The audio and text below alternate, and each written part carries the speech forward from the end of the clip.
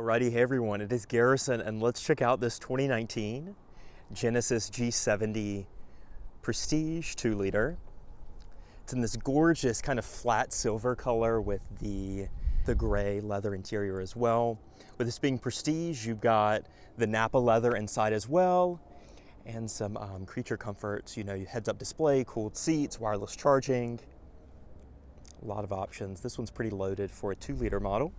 It is the H-Track, so you've got the all-wheel drive system as well, rear parking sensors, and then checking out the wheels. Just got some fresh tires on these. These are going to be the 18-inch alloys. As far as the rear seat goes, that quilted Napa leather. You do have a armrest right here with cup holders, and then looks like a charging outlet behind that box. But you do have your tri-stage heated seats back here, that gorgeous quilting on the door, and then a pretty large sunroof up top, kind of a partial glass roof, blind spot monitoring over on your mirrors,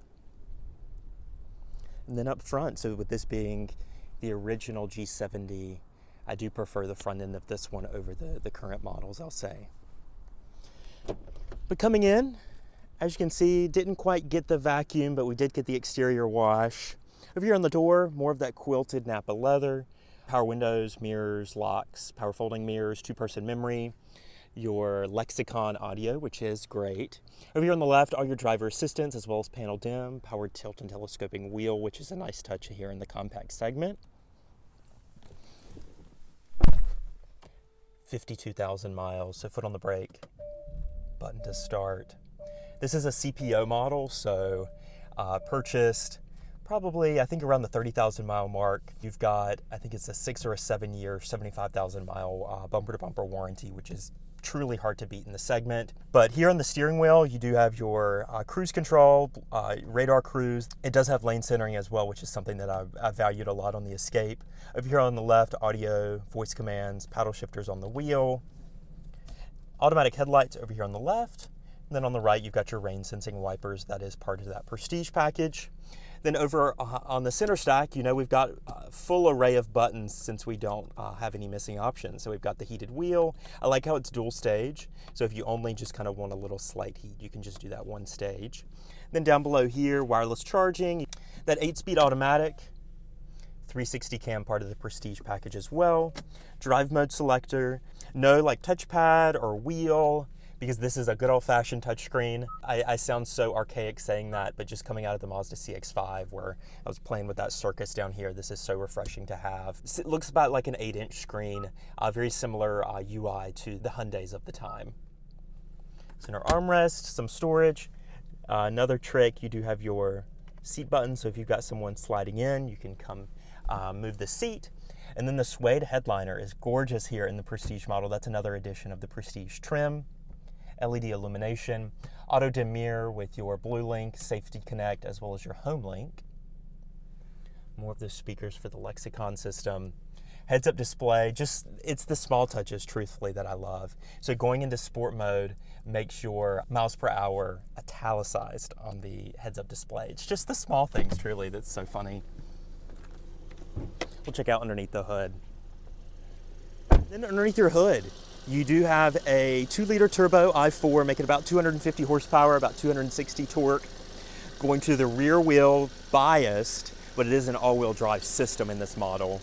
And then, as you can see, plenty of room. You could almost store something there. But in your 6-cylinder models, that's where you'd store those 2 extra cylinders. So there is I think it's a 3.3-liter twin turbo model. The overall powertrain and dynamics of this vehicle is really, really impressive. I'll say, having some experience in the F33 series, owning one for a couple of years, this drives so much better. It is more engaged, more steering feel. I will say the turbo on the 2-liter is very surgy. It's very on-off, where I felt like the BMW had a more linear turbo kind of build up. Whereas this one, you get nothing, nothing, nothing, and then all of a sudden it's like hauling ass. So it's a very unique powertrain, but a big fan overall, just kind of the balance of, just being pushed from the rear and such like that. It's really impressive.